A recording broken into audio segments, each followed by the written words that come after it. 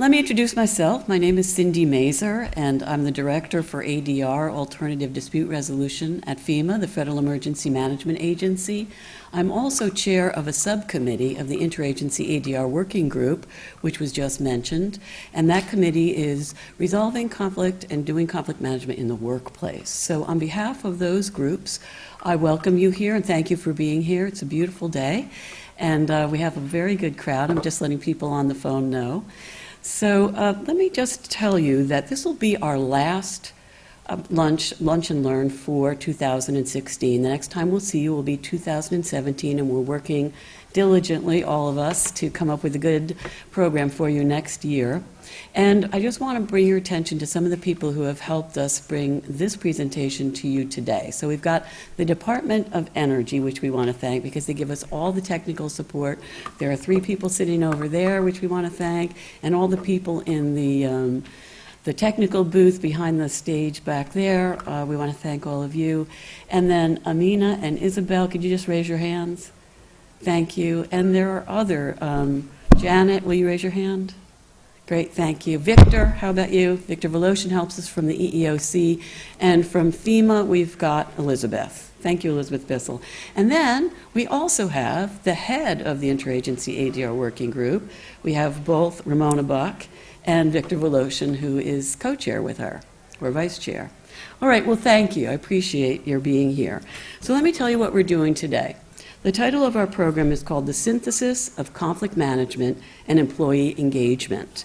And our 2 speakers to my left are Mike West. He's the fellow with the tie. We all know him because he's been part of our local ADR community for decades. He's really been just a great pillar of our community.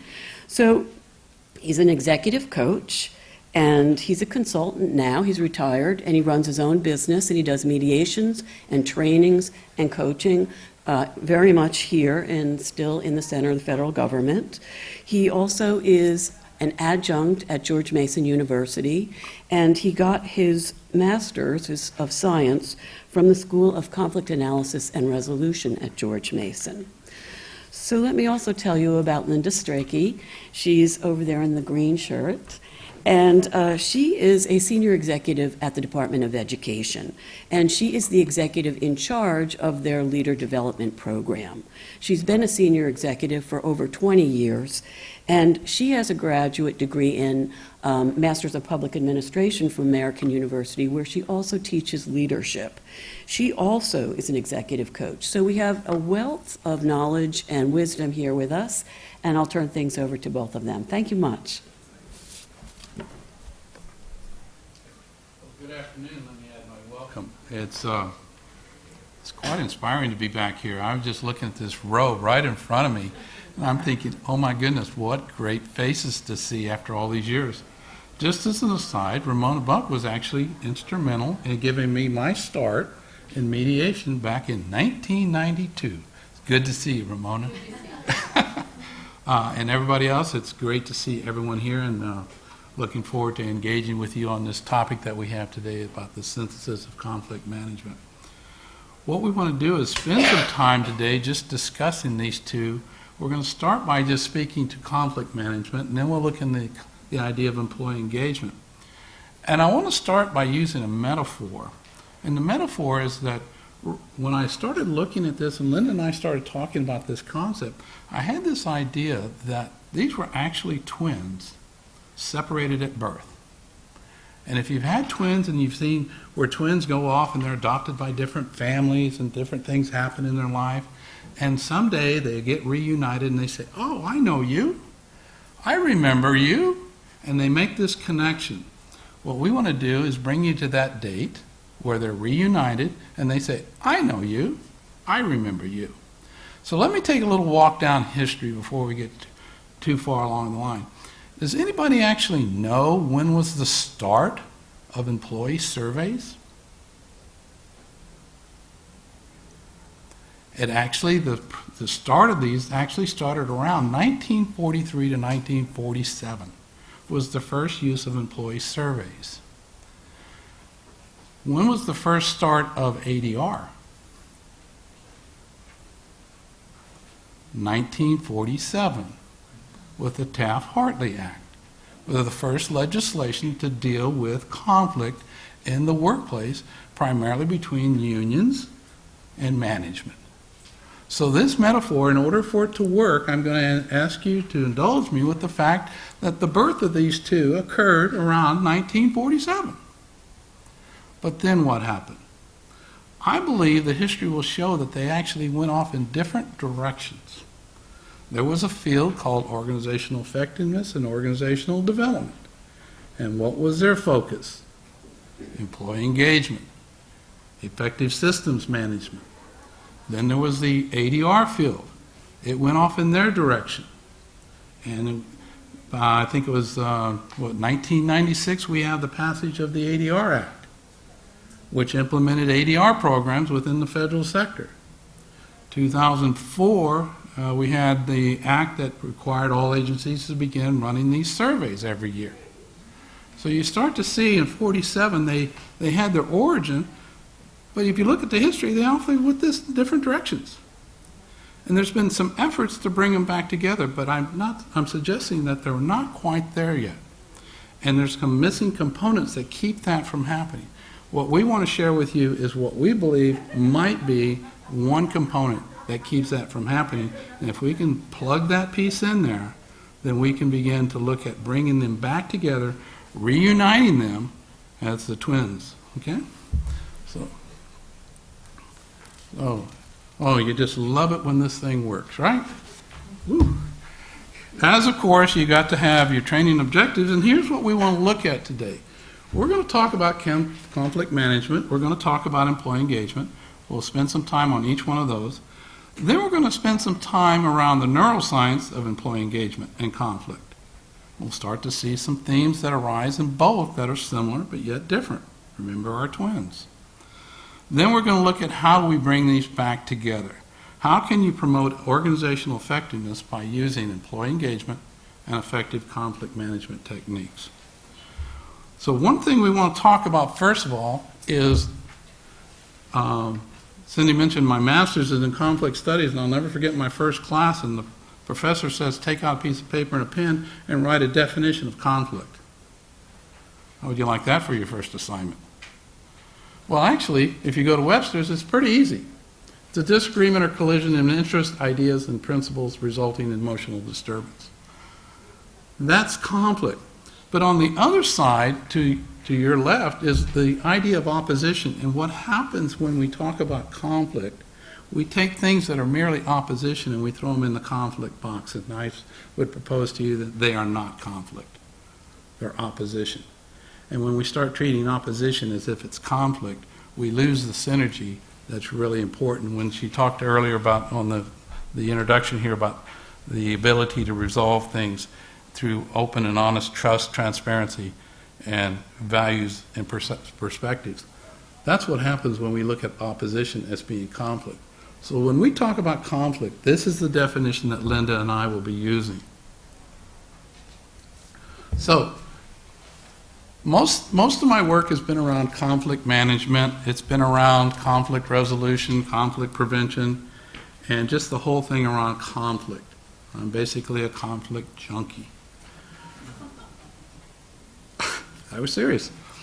But what I found in my studies is a lot of times under conflict management, prevention and resolution is plugged in there as part of conflict management. I would say for your consideration today is look at them as separate, but yet connected. So we want to spend some time breaking out what is conflict management, how does it differ from prevention, and what is this thing called the resolution. So if you look at conflict management, and these are just some of the definitions, it's a practice of recognizing and dealing with opposition, and in our case, and or conflict, that's a rational, balanced, and effective way. So when you're looking at a conflict management system, that's what you're trying to do, is develop a practice that accomplishes those things. You'll usually find it's implemented within a business. It's around effective communications, problem-solving abilities, negotiation skills, but it's around restore the focus of the organization's overall goals. So we're proposing to you that first thing you do is you find what are those organizational goals. I said earlier that conflict management and conflict prevention sometimes are treated as the same thing. Again, I propose that they're slightly different, but yet some similar. It's a means to keep tension. This is the prevention. It's a means to keep tension and disputes from escalating and to progressively reduce the underlying problems that produce the issues and disputes. It's not only just reactive, it's proactive. But you can look at it as two ways with conflict. In certain agencies I work with and I've been a part of, is they do what's called the direct preventions. Those are those measures that you take, and they're primarily aimed at preventing, and they're short term, and it usually deals with things that are imminent, and there's an escalation potential to the conflict. So you want to do something that's a direct prevention technique. An example that might come to mind in the workplace is you might want to take a measure just to prevent, and it's a short-term thing, is separating two employees. You have two employees who are not getting along, they're in conflict. A short-term measure would be simply to separate them and send them off to different entities to work for a short period of time. But then there's also prevention, which is around the structural prevention. That's long-term measures that addresses the underlying causes. So to take my example of employees that are not getting along, you may want to do a structural thing, and that's where you may get into your realignments, your restructuring, or reorganization packages to address an ongoing conflict. So what are the ways that typically most organizations deal with conflict and try to resolve it? This is the interactive part of the presentation. What are some of the techniques that you've seen in organizations that are used to resolve conflict? Yeah, Rick. Trainings, conflict resolution trainings. Conflict resolution training is one way of doing it. What else? Yes, ma'am. Team building. Team building exercises, team building trainings, yes. What other mechanisms? What are other ways that people try to resolve? Yes, sir, in the back. I'm not going to say this is an optimal solution, but sometimes it's just suppression. Suppression, okay. I want to hold that thought because that's also a conflict preference as well, a suppression, but that's a good point.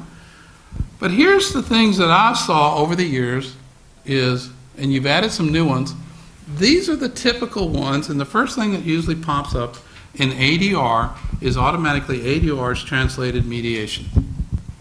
Have you seen that? I would propose to you that is a place to begin rethinking. ADR has many, many more ways and many more techniques that are available to you. Conciliation, which is I think is an more informal way of doing the same kind of work as a mediator. Conflict coaching, I think I'm a big proponent of that. I think that's an up-and-coming field that allows you different ways of one-on-one coaching to deal with a specific conflict. Facilitation, facilitated dialogue, and like we've heard of the team building, the training. Those are also ways that you can deal with conflict resolution. But I've worked in the federal sector for about 18, 20 years now. I forgot. But most of the times when people say ADR, they're speaking mediation. I would propose to you it's time that we move beyond that because mediation is not the only way to go about it. And there's more things that avoid this. So I want to come to the point in the back. You said suppression is sometimes viewed as a conflict. I'm going to resolve this, but I'm going to suppress it. That's very similar to the next slide, which deals with what they call the conflict preferences. How many are familiar with the Thomas Kilmann instrument? Have done that? Okay. So I'm speaking, that's what I'm referencing here. And where would you put, sir, where would you put suppression? Well, I don't think it fits in there, but I might say avoid. Okay. I think I agree with you that it may be another box down below, but it could be avoidance. But that's one way of looking at it. These in the research have shown are the default positions or preferences that we might take when faced with conflict. We each tend to have a preference or a default that we go to. So the avoidance, I'm just going to avoid it. I'm not even going to deal with it, and I'm not going to recognize it, and I'm not going to talk about it. I'm going to accommodate. We've never had a conflict, have we? But no, okay. But I'm just going to give her whatever she wants, and let's just get on with the day. And collaborate, well, let's talk about how we're going to do this, and let's see what we can come up with. Or we can compete. No, it's my way. You lose, I win. Or you get to win, I lose. And then compromise, which is usually splitting it. Here's what I found that's interesting when you look at it in the lens of systems thinking. Organizations take on the preference of the people of the organization. Think about that for a minute. I've been in organizations where I've done the conflict Thomas Kilmann instrument, and I've looked at the results of it. The individuals have a preference. It starts to show up in the way that organization deals with conflict. So I don't know how many agencies are represented here, but just think of your agencies and even the small components of it. If you look at the way it's being led, the conflict sequence or preference of the leader will show up in the organization. So the organization has a preference of avoiding. Now again, it's very situational and it can change, but I've been in small subgroups of say 10 to 15 where there's an avoidance, but then you go higher up the chain, it becomes collaborative or one of the compete or one of the others, or it fluctuates. But I'm proposing for you to consider this as a way of looking at conflict is what is the system operating with? And there's some studies out now that show that the system takes on the preference of the individuals. But we try to address it at what level? Sometimes we get called in as a consultant to look at it at a systems perspective. Well, you can do that, but also you got to drill down and find out what's going on below it, because that's where it's beginning and coming from. So what we want to turn now is leave this topic of conflict for a bit and move into the other twin, which is employee engagement. Okay, employee engagement. As defined by OPM, the employee's sense of purpose that is evident in their display of dedication, persistence, and effort in their work, or overall attachment to their organization and mission. Why is employee engagement important? Clearly, better organizational outcomes. How do you know the organizational outcomes were better? Well, there are a host of things. Did you achieve goals? What are customer survey results? And how are you addressing limited resources so that you can continue to meet your goals? So that's from an organizational outcome perspective. But aren't those outcomes achieved through the organization's people? I mean, the Deputy Secretary of Energy just said, I think the quote was, "Our most precious asset." Yet how, if you looked in an organization and you were just walking through to observe, how are these people treated as that organization's most precious asset? What would you be looking for? Would you be looking for the conversations you'd hear in the hall? Would you be looking for a conversation a supervisor would be having with employees? Wouldn't you hear conversations and words in those conversations that would give you an idea of how engaged people are in that organization? So I would suggest that a large part of that is relationships. What are the relationships in that organization and how are they working? And if people are the most precious asset, what role do successful organizations play in their being successful for the organization?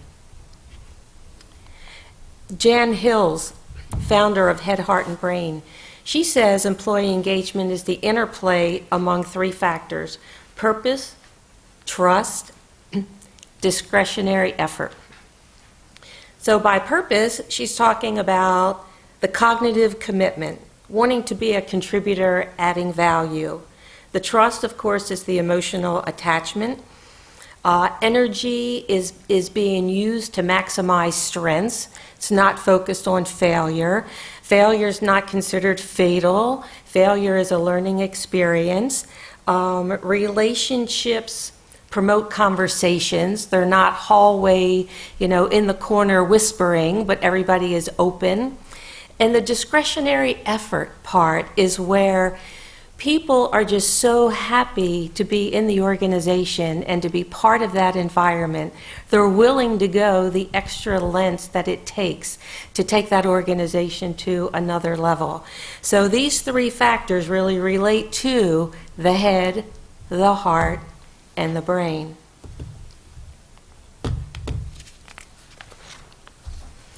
Okay, the neuroscience around engagement.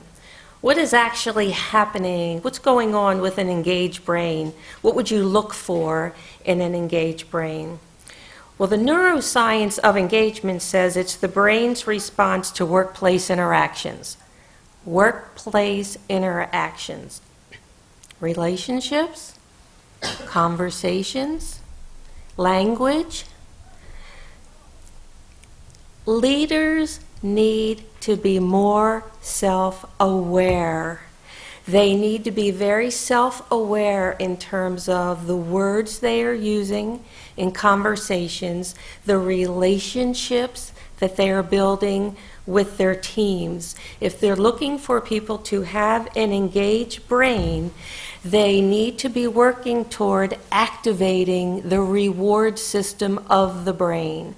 When the brain is in that activation of reward, someone is contributing to the organization, they feel they can talk honestly about an issue to resolve it. You don't have that distrust, you don't have that fear. Whereas a disengaged brain, as you might guess, there isn't trust. There's a lot of fear. There's self-protection. And when that happens, it's hard. How much time? Let me back up a second. How much time is devoted to people who are not happy in an organization? Whether they're just unhappy in general, whether they go as far as to file a grievance or a complaint, and then you go down the road of all the paperwork and the meetings required for that. How much time is devoted to that? And if that time could be converted to something positive that would move the organization forward, how much more could an organization accomplish? How much more could the people accomplish in terms of their fulfillment and their growth and their contributions to the organization? Relationships. Research indicates that the relationship with the immediate supervisor is the strongest of all drivers of engagement. Chalmers Brothers and Vinay Kumar, they are authors of the best-selling book, Language and the Pursuit of Leadership Excellence. And they say that not only is the relationship the number one driver, but in order to have those kinds of relationships, that you need to have the right leaders in those organizations. And their theory is that leaders are paid for execution, culture, and relationships. However, oftentimes, leaders are hired for execution purposes. And by execution, I mean competencies related to technical competencies or functional competencies. And they suggest that that's just the price of admission. For a leader, it goes far beyond that. There are competencies that are required to sustain desired results and take an organization to another level. And those competencies are conversational, relational, and emotional.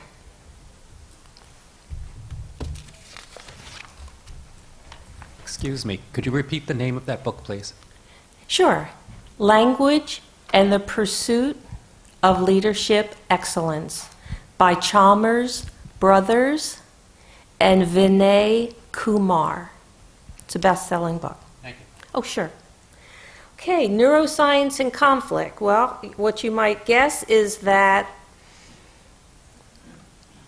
the party in conflict, it's very difficult to have a conversation with them. But what has happened in their brain? Their brain is disengaged, more than disengaged. They are in fear. They are in self-protection mode. If this is a comfortable brain, this is a relaxed brain, a brain in fear, in threat mode, the amygdala gets hijacked, and this happens. So it's walking around like this. It can see nothing else other than how do I protect myself. So try to have a conversation with that person. I have the utmost respect for the people who are in alternative dispute resolution because I can imagine what it must take, because what's happening in your world is you are finding a way to do this again. And that takes a lot of work. So my hat's off to all of you who work in that field. There's no inducement, at least initially, to negotiate. It's probably very difficult to find out what's really going on in the first place, because by the time an issue has gotten to you, it's so out of control, if you will, you just have to peel back that onion. So I would suggest that trust and that relationship with that immediate supervisor is so important in employee engagement. There's a motivational theory. Actually, it's a social interaction model by David Rock, and you might have heard of it. It's called SCARF. It stands for status, certainty, autonomy, relatedness, and fairness. So a supervisor might say, you know, I really want engagement. I'm working on the relational, I'm working on the conversational, but I really want to work on engagement. Give me some other things that I should be thinking about. Well, things to be thinking about are status.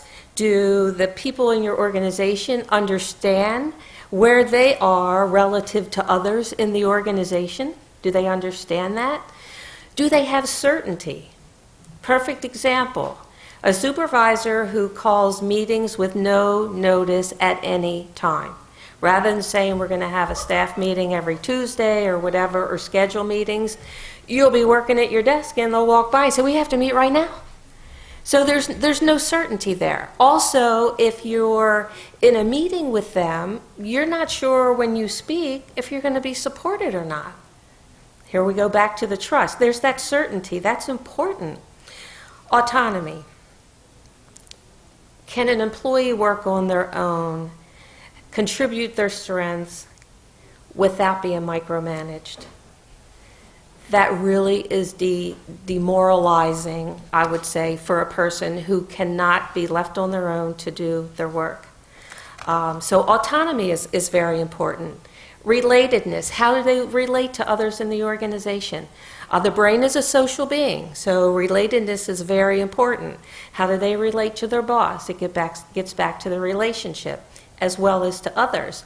And I would also suggest in times of change, if leaders could use this model as a filter for every aspect of a change, because change is hard in general, but sometimes getting engagement again after change can be very challenging, where in discussing the change up front and thinking through the change, if you can see it from various perspectives, including the employees, from these 5 components, and address that up front, I would suggest that your change would go much more smoother.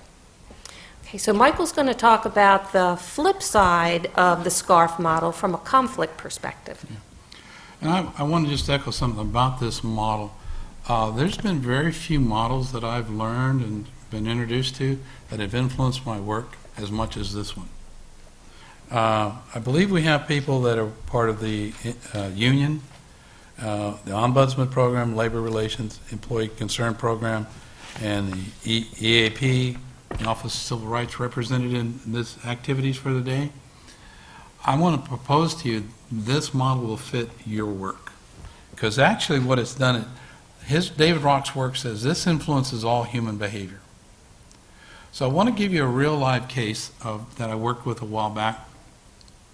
And they had done the employee value surveys, and actually for this particular agency, this directorate became, or a component of the directorate, came out the lowest for the entire agency. How would you like to have that one on your plate? Well, because of that, the manager said, the director says, I need some help in this regard. So we looked at the surveys, and they were, once you saw the results, you can drill down, was it to 12? I think you can drill down to 12 employees. This was 13. So you could isolate in the surveys, you could break it down and get right to that organization. And you had their results, everyone. So what we came in and we just said, we got these results, but let's test the results. And we organized a series of questions. The questions were around status, certainty, autonomy, etc. What we found is that when we interviewed the 13, 12 of them, mentioned a concern about status. They felt threatened about their status. They were demeaned as far as their status. They had issues around status. So when they were looking to be engaged, they would move away. When they were placed with conflict, they would not engage in conflict. They will retreat when status is under attack. Then there was 9 of the 13 had concerns about certainty, because what will affect certainty more than office rumors? And if you've been identified as the agency's component that has the lowest score, what does that create? Concern about your certainty. So 9 of the 13, 12 of the 13 had concerns around fairness, and I told you there was 13 people in this organization. Guess who the outlier was? What? The boss. The boss. When we showed the results, and what we did is we took the answers to the questions in the interviews and we just captured it in themes and say, here are the themes. They matched SCARF perfectly. Then we looked to the results, and she said, I never saw this, did not see it. It was like the goldfish in the water, just couldn't see it because that's just what I'm in. But she had at least the ability to say, I can see where I'm part of the problem. So we took that information, and she had a chance to digest it, and then we talked about conflict resolution. One of the resolutions was the coaching. She accepted coaching, and we had a leadership circle 360 was done on her. If you're familiar with those, they deal with competencies, and they deal with things called reactors, which are the social interactions. Guess where she showed up low? Social interactions. So now we had data for her to look at and begin to make, then we built in a way that she could begin working on each one of these. And 2 years later, her scores had increased because we simply applied this. So let me see also in the form of conflict. Where's people that have actually do mediation work? And that's why I say mediation work. I'm not just saying being a mediator, but dispute resolution work.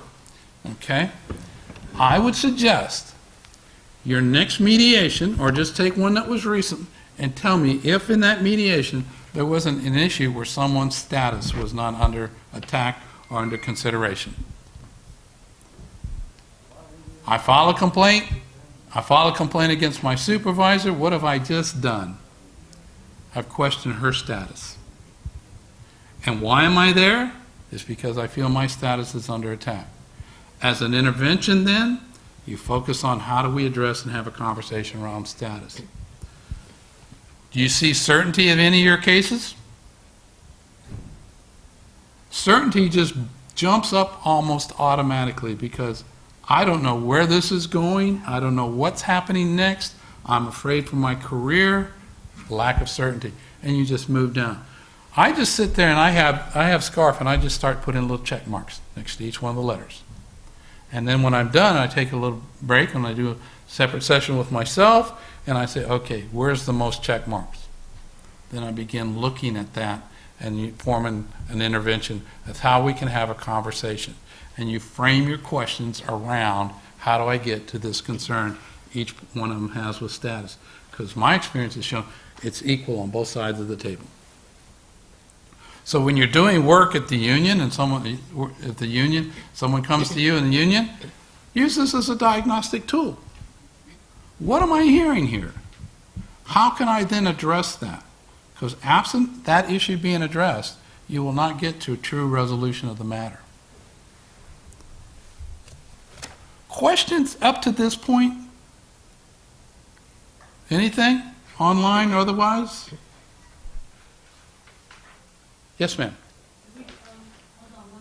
Okay, the microphone's coming your way.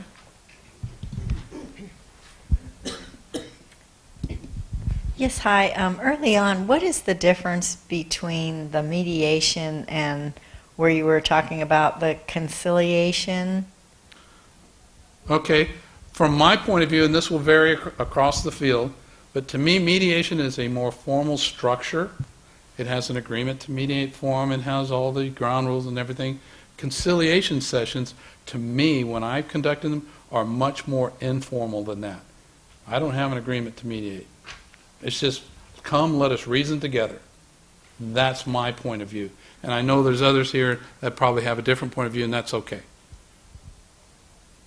It's not the only one in the book. I have a question Yes? to follow up on that. Would you use conciliation and facilitation interchangeably? Or do you see a difference there? In my language? Yes. Yes, I see a difference, and again, this is just my view. I see facilitation being more than just two people. Facilitation I normally apply to a group. So when I'm engaged in a facilitative role, I'm usually working with a much larger group than I would in a mediation. Rhea, thank you for the nod. I assume that's an affirmation. Appreciate the affirmations. I appreciate disagreements as well. Any other questions you have before we move on? Just, can you give an example of? In my past, the way we used conciliation was through consumer problems, but can you give some examples of in the workplace? For me in the workplace where someone just says, I've got a problem with Rhea and I don't know what it's about. And they're not framing it as a grievance, they're not framing it as an EEO matter. They're just saying, we're just not getting along. I would use a conciliation, say, what would you think of an opportunity to sit down and talk about that? That's how I would typically use it. This is a question from the WebEx listeners. You mentioned a study that showed a relationship between the style of an organization and the style of the leaders of the organization. Do you know what I'm referring to? Yes. Can you name that study and give some information so people could read about it? I can get that and get that back to you. Off the top of my head, I can't remember which one of the textbooks I pulled that out of. I think, just as a guess, it was Kathy Constantino's work, Designing Conflict Management Systems. I think the theme came from that. And then it's also from my own personal experience of doing interventions where I'm doing assessments, and one of the instruments I use is the Thomas Kelman, and I start to see that, and then I look at how they're behaving, and I start to see the trends there as well.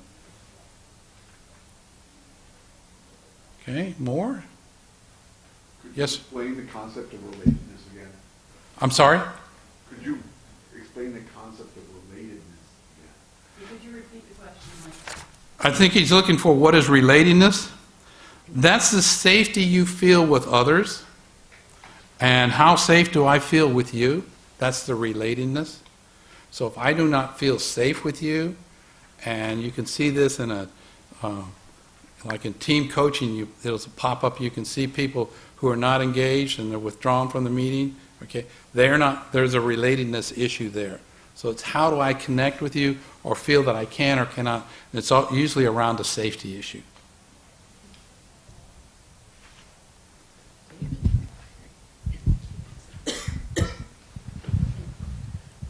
When you first asked us to think about what to look for when you go through an office to assess the degree of employee engagement. The first thing that occurred to me was find out how and whether employees are interacting with one another. So my question now is, how does the movement toward more teleworking and less being on the same premises affect any of these things you're talking about? You want to take that one, or I'll jump? Okay, I'll respond to that with my bias. I think telework is an excellent tool, but it does have a cost to it that it begins to minimize the ability to develop relationships. So I think it's a challenge for managers to manage the telework, because there's studies that show that people do work more effectively, they get more done, so that's the pro to it. But on the flip side is, how do we use technology and how do we move in towards connecting people as well? I don't know if that gets to your question. It's a real management leadership challenge for sure, is to balance those two things. Well, it just seems to me that, at least in what I do in my experiences, having the ability to converse informally, compare notes, look for ideas coming from my colleagues is a fairly important component of getting things done and being creative. Mm-hmm. And it seems to me that it's a lot harder to do that if you can't drop in on people. And again, this is my bias. I tend to agree with that. However, when I'm working and consulting with organizations that are primarily of a much younger age than mine, okay, they look at that and they say, what's the problem? We're very connected. We're very related to one another. And they have their own ways of doing it. To me, it's a foreign concept, but that's my bias. So it's, again, getting educated by that with people from that age group where they say, this is great, and we don't have a problem with that. So it's a great challenge. Thanks for the question. I'd like to add something to that, because I have the experience in my own organization regarding telework, where employees take advantage of telework, but they're also finding that they're missing that social interaction with their colleagues. And so something you said resonated with me about just being able to go next door and ask a question or what have you.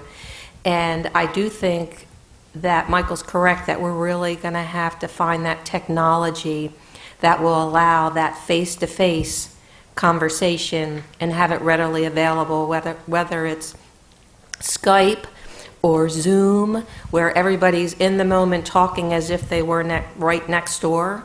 But I think it's something we're going to have to work through. Yes, sir.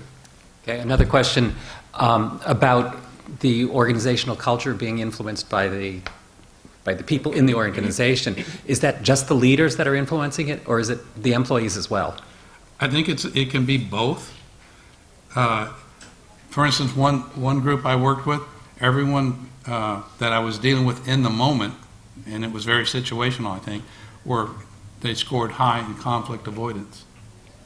The manager was trying to set up a theme and a culture of collaboration. Well, it wasn't working. But again, and I'm suggesting don't take these theories in isolation, put them together. Well, why is this organization have such a high avoidance scores for the whole organization? It comes back to this. I can make the connection. Once I began addressing this, then people began to say, okay, we can actually talk about that if we keep this in mind. So it took time to do that. And then over time, you take the instrument again and then say, okay, keeping in mind the same situation that you took this 6 months ago, where are you at now? And it began to shift. One other thought regarding the telework, designating one day a week or more where everyone is in the office, and making that day the day of an all-staff, an all-team meeting, so everybody has that opportunity to be together. That's another way to help promote having those opportunities to talk to someone in the next workstation. Okay. So let's just add a couple more things here, just only because we found it interesting. We hope you will too. Okay, we found this report, and I know it's dated 2005, but it was interesting that in agencies where there are more employees filing complaints, there may not be the same level of engagement that is fostered in agencies where the employees file fewer complaints. In other words, there's a correlation. You can look at the employee value surveys, and organizations that have low scores have high complaints. Okay, figure that, what can you do with that? We'll show you how we did it with a couple questions. The flip side, so there's a statistical significant negative correlation between the number of employees who file an EEO complaint in an agency and the agency's average level of employee engagement. There's a correlation between these two.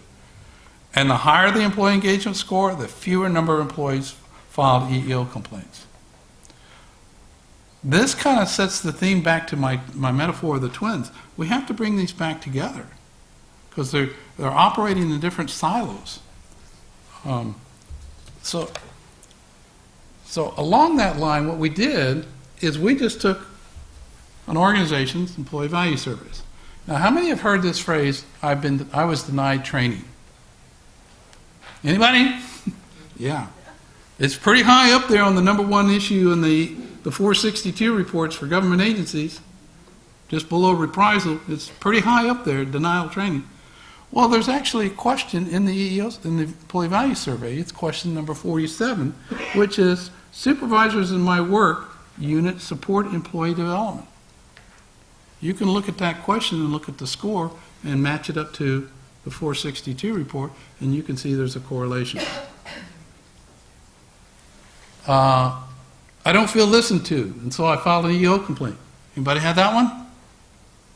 Yeah, that's number 48. My supervisor listens to what I say. Low score there. Find the same types of complaints there. Then the last one, it isn't fair the way I was treated.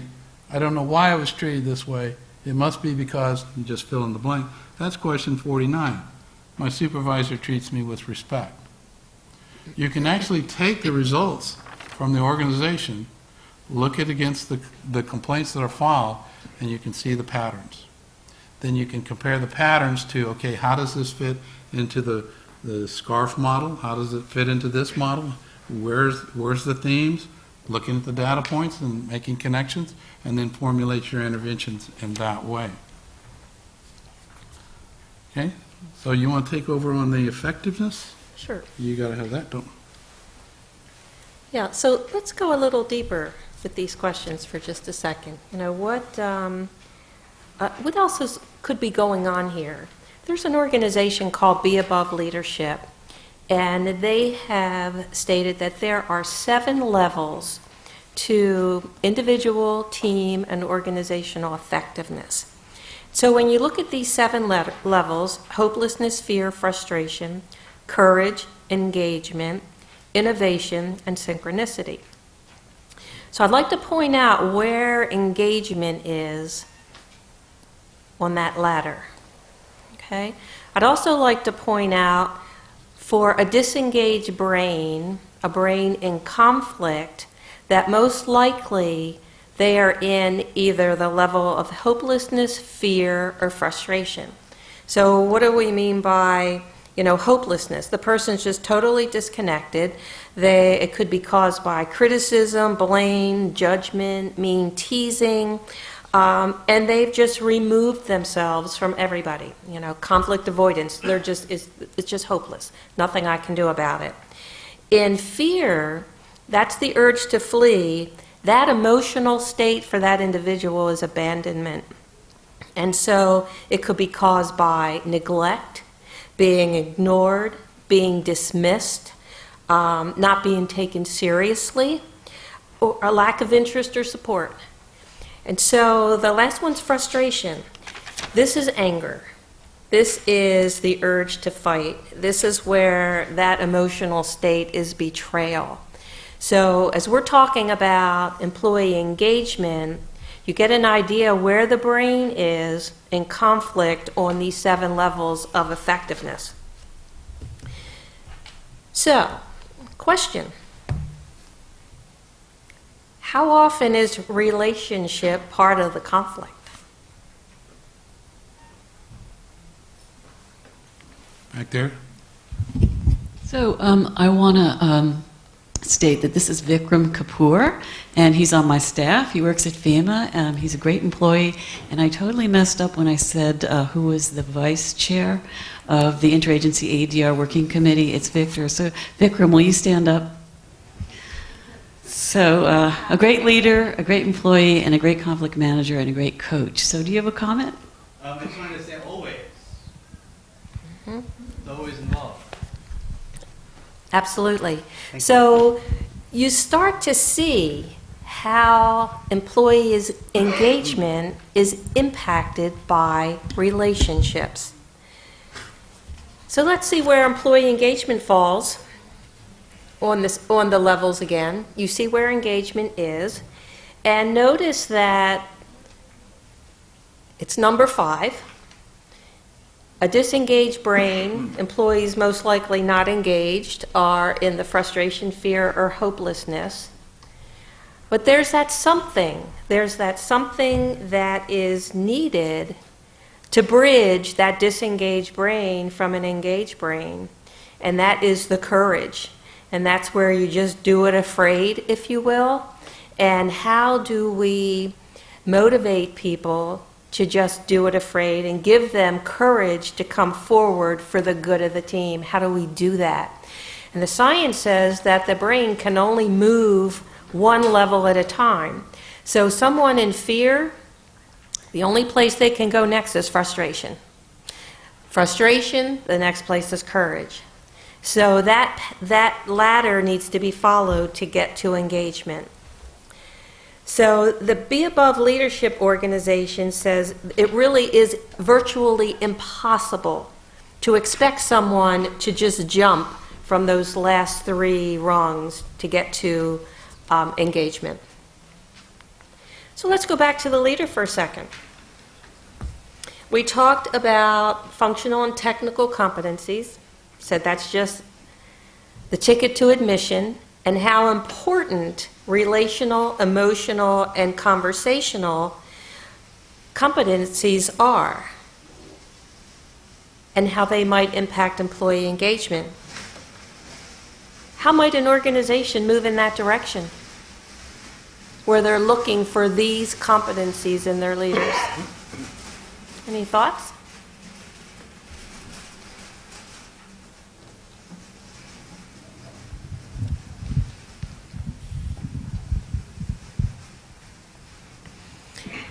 Well, I believe it could happen several ways. I think first it needs to be addressed with who the leaders are now, assuming the organization believes that these competencies are important for employee engagement. And by employee engagement, I'm not talking about employee engagement to get a certain score on the employee viewpoint, on the Federal Employee Viewpoint Survey, where you put an action plan together to get you through the next year.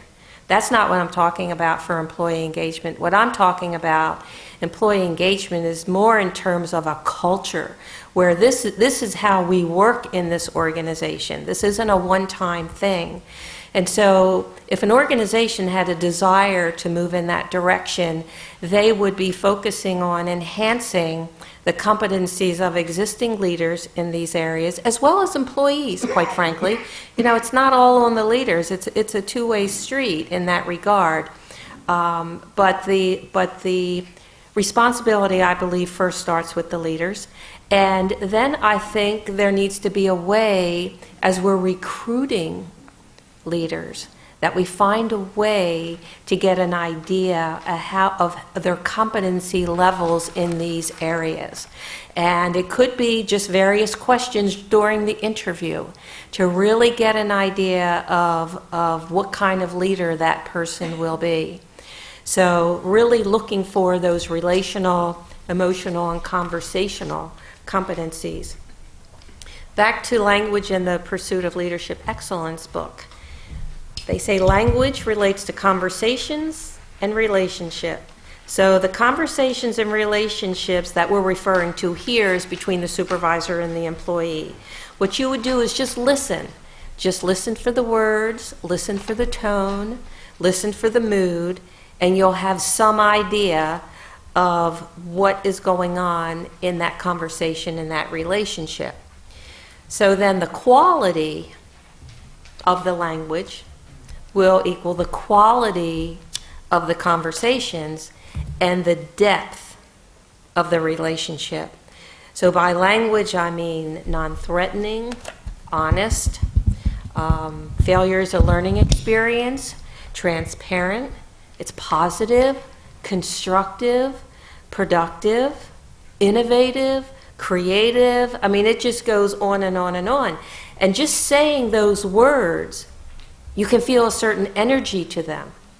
So that's something for another conversation. But what energy is being produced by engagement versus disengagement? Can I make a Absolutely. comment here? I mean, there's a certain element of trust your gut as part of this, and I think it's very important what you're raising. I go back to the very first time that I was involved in hiring somebody.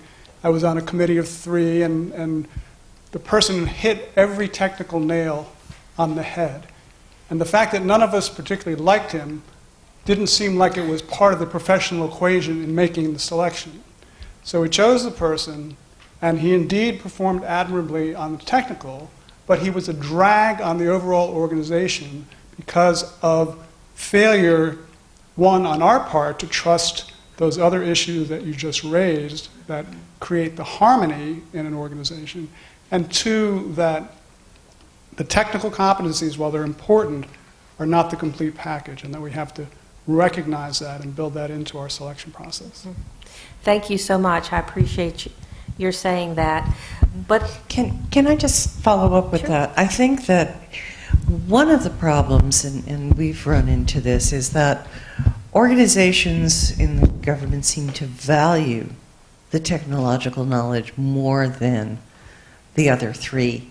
And when it comes to training, if something has to be deleted from the list of training, it has to be the soft skills training. And until and unless there is recognition at the top that these trainings, these characteristics have to be nurtured throughout a person's career in order that leaders will have the same characteristics.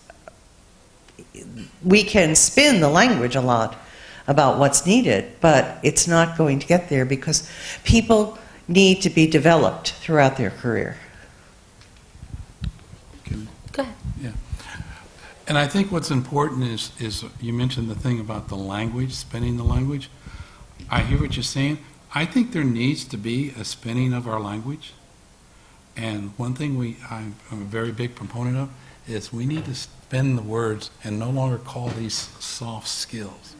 If they're so soft, why are they so hard to learn? Okay? And the language, and here's another belief I hold. Our language drives our behavior. So if we as an organization are referring to things as soft skills, it's eventually driving a behavior that supports what we're trying to overcome. That's just I actually my think pulpit. that the softness is that you can't get a hold of them easily. Yes. Whereas hard skills are easier to learn because there's a firmness and there's a measurement. You can repeat it. Yes, Whereas soft skills, it's almost like if you think of a piece of dough that you're kneading, it goes all over. So it's hard to actually get a hold of it and know it. Yeah. No, I totally understand So that. it may be the right word, but it's misunderstood. Yes, thank you. Huh? Are soft skills more subjective? Could you repeat the question? Are soft skills more subjective? I believe so. They're harder to measure. And also more in the eyes of the individual. Some people will respond better to person A than others. Mm-hmm. Can you restate that, or should I get? I didn't hear all of that. Okay, go ahead and- It's subjective, he said, and in the eyes of the beholder. Yeah, that's what I said. You got it.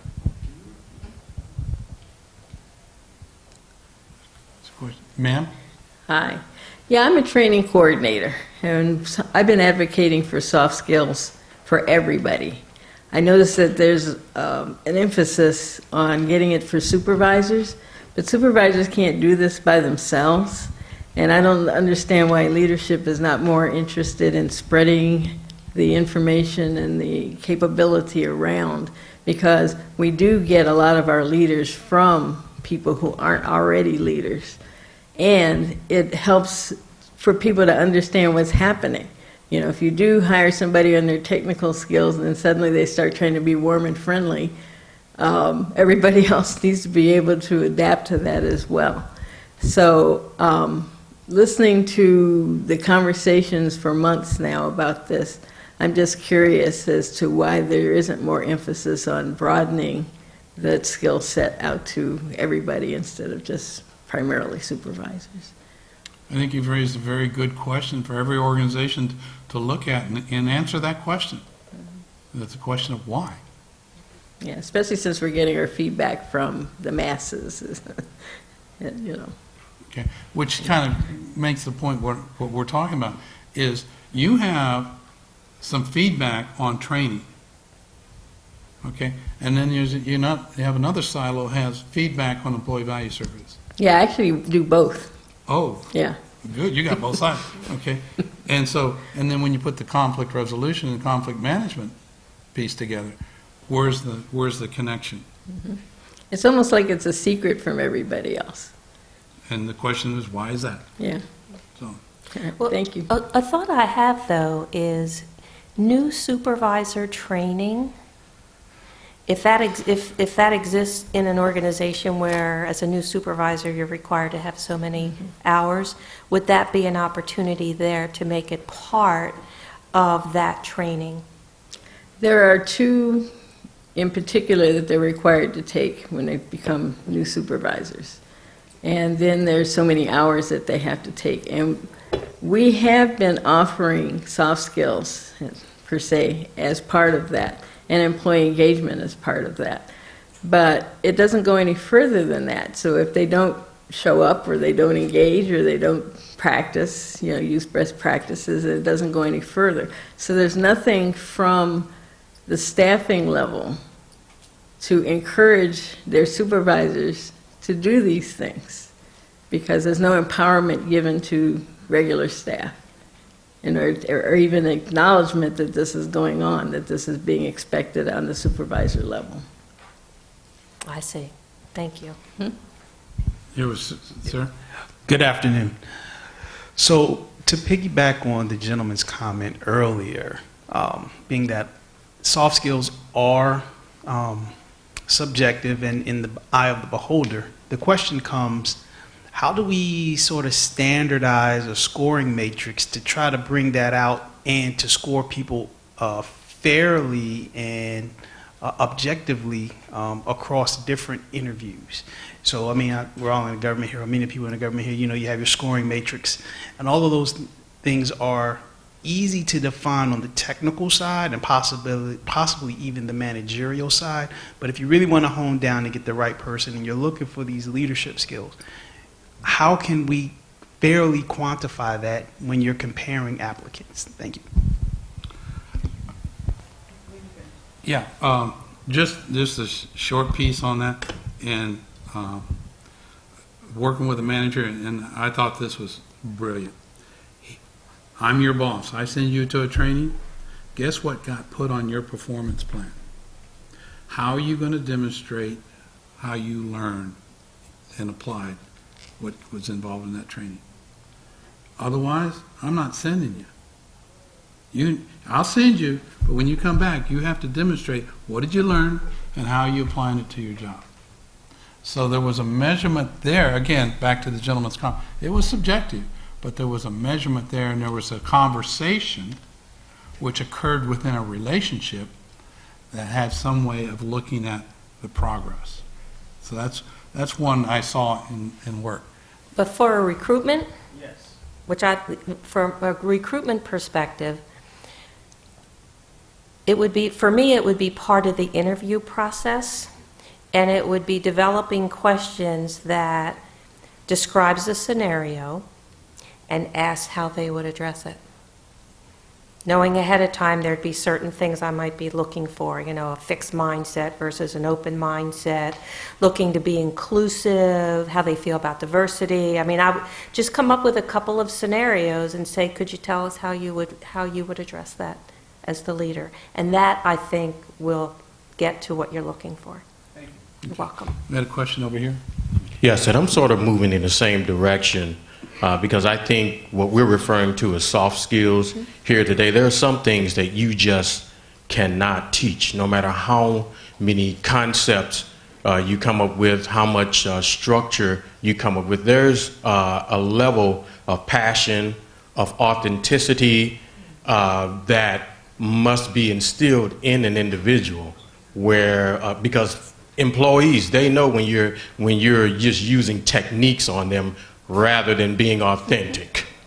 And I believe that the gap here is that you have to have someone that authentically cares about folks, want to be engaged, want to create that culture. Otherwise, you can send them to 1,000,000 classes, and again, it will not be authentic, and employees will know. Agreed. Two thoughts real quickly, and I know we need to move on. One, what gets measured gets done. That's my first thought there.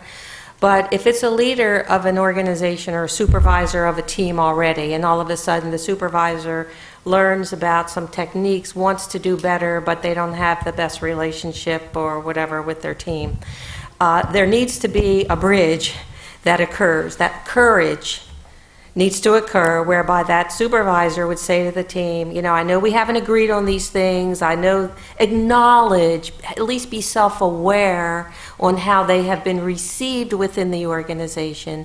Say that that's not their goal. They want to do things differently. They can't do it by themselves. Can we do this together?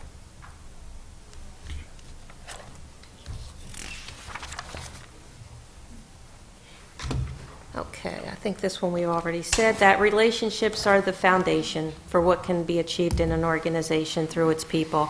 Again, the people are its most precious assets. Organizations aren't looking to survive, they're looking to thrive. They're looking really to go beyond employee engagement. And if employee engagement is sustained long enough, it will shift a culture. It will shift a culture. And that is a place, that kind of culture is a place where everybody will want to be. I think it was Theodore Roosevelt who said, people don't care how much you know until they know how much you care. Thank you. One more then. Do I have one more? Yeah. I think we can go on. Okay. All right. Kind of bring this back now and wrap this up. What's the key word that you've heard us use more than any other single word? If you're doing a word cloud, what's the word that's been most used today? Have you been listening? Relationships.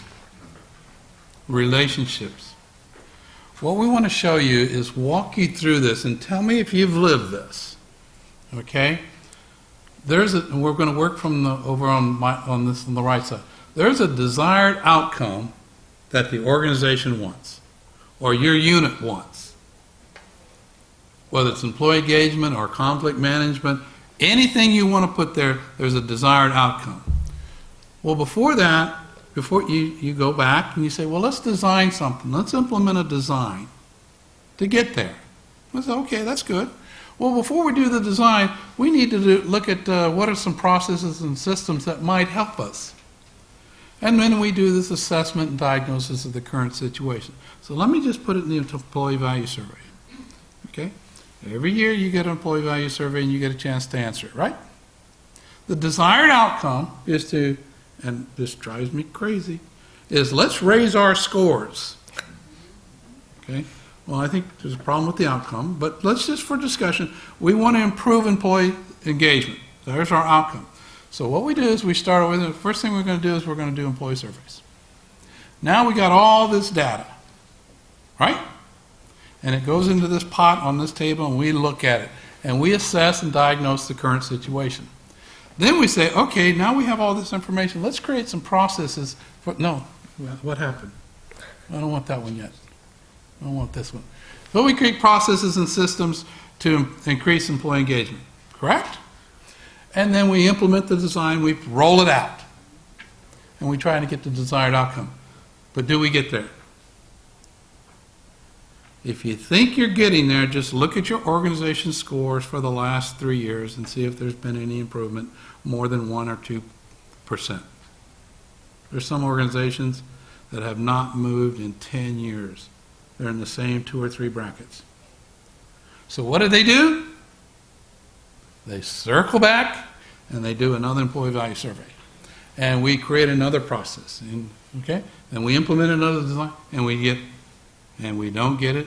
And what do? Come on, what do? We wait till next year and we do another survey. Only this time we're going to get really smart. Now this is sarcasm, but we're going to get really smart and we're going to ask the Employee Value Survey, OPM, permission to add a couple extra questions for our unique organization. Okay? And then we're going to be really creative because now we're just going to also, let's get really into the weeds and let's do focus groups. Let's see how I've carded these. Focus groups, all hands meetings, town hall meetings. You heard these phrases? There's other ones that are out there. And we hold these, but we're getting information and we do the same thing again. And we repeat that process. And it's a cycle. And every year. Now when we get really innovative, we call in the consultants. Okay? I'll take my own arrows into me. We call in the consultants to come in and look at the situation, and we'll give you a nice, clean, pretty report. I was at an organization about 2 months ago, and I looked at the last 3 years' reports. And you know the only thing that was different in those reports? The numbers. The same language was used in the recommendations. How many of those recommendations had been implemented? 1. That 1 basically implied, in my opinion, bring us back next year to reassess. It's a true story. So we've been using the term relationship. Here's what we're proposing to you.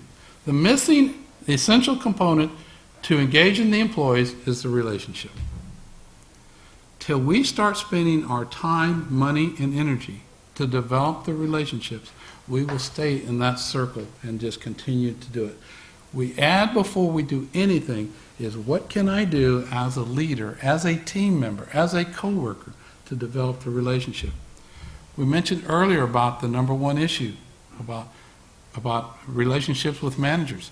Gallup poll shows that the number 1 issue, the reason people leave an organization is what? Poor relationship with their supervisor.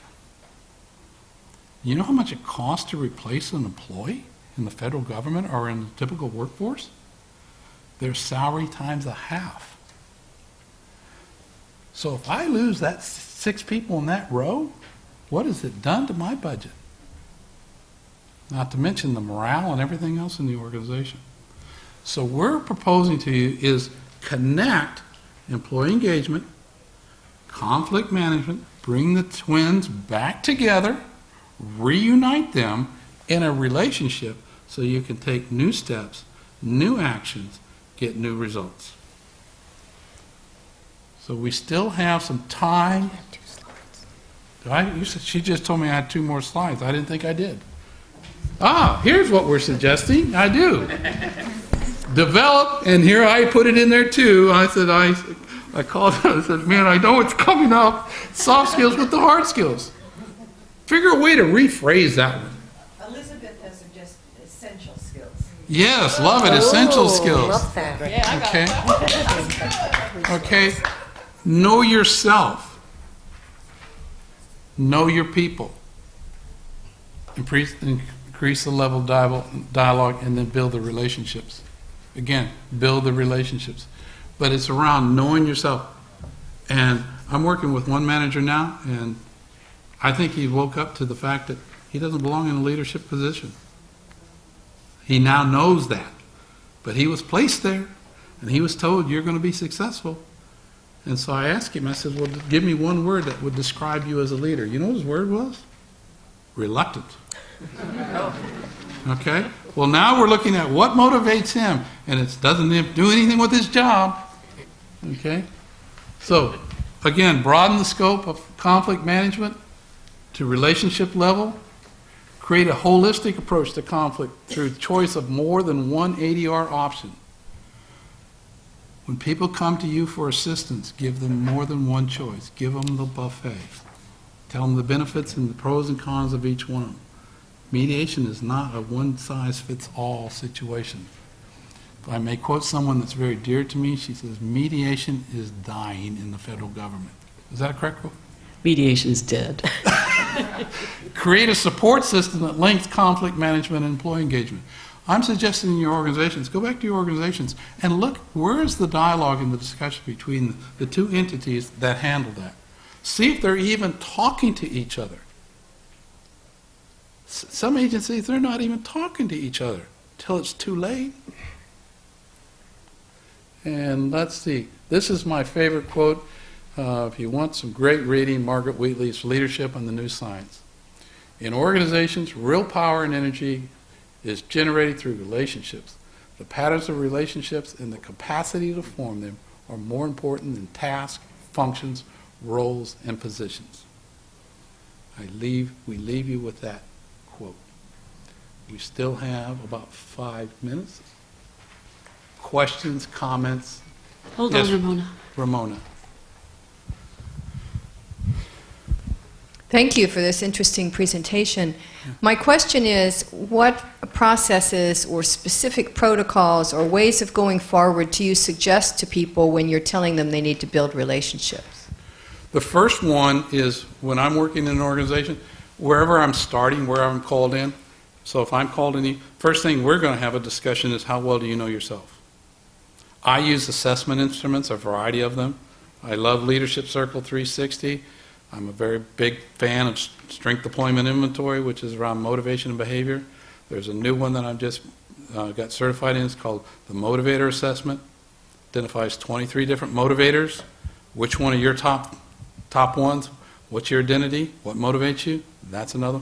So that, and then expand that out. Know yourself, then know the people that you're engaging with.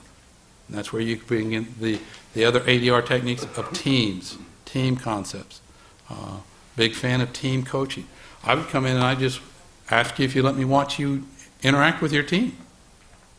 That's really fun. You see all sorts of good stuff going on there. Does that? I don't know if that helps. Good question. Okay. Yes? Okay. Yes.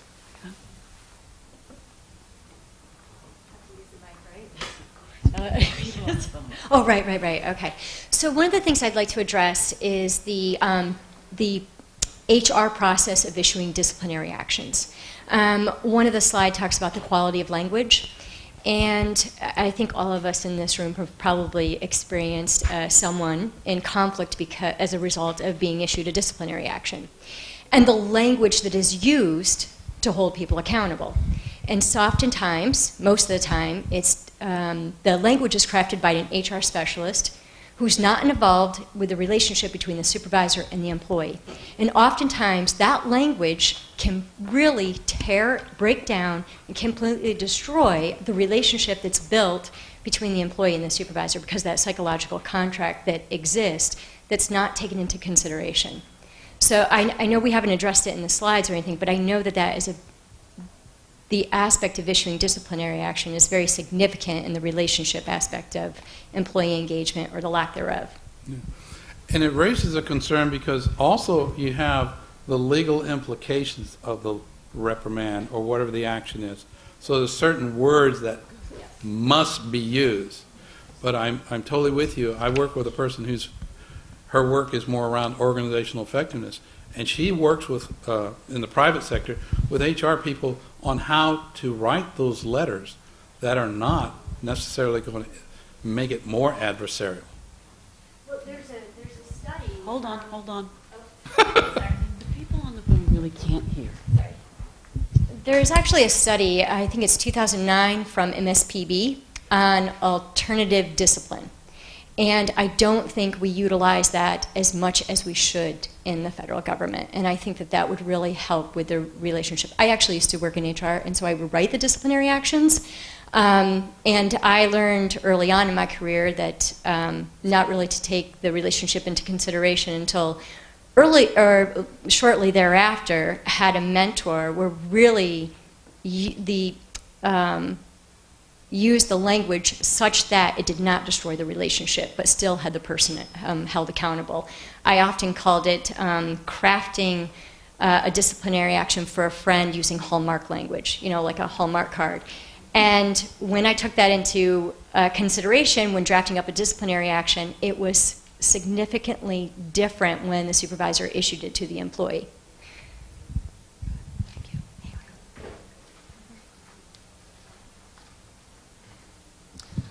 We have another request that you go over the SCARF terms and define each one again. You want to? Okay. All right. It'll help if I go back.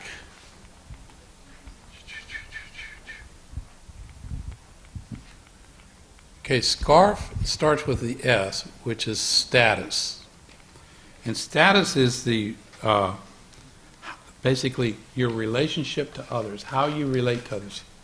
So it's how do you see yourself and how do you see others.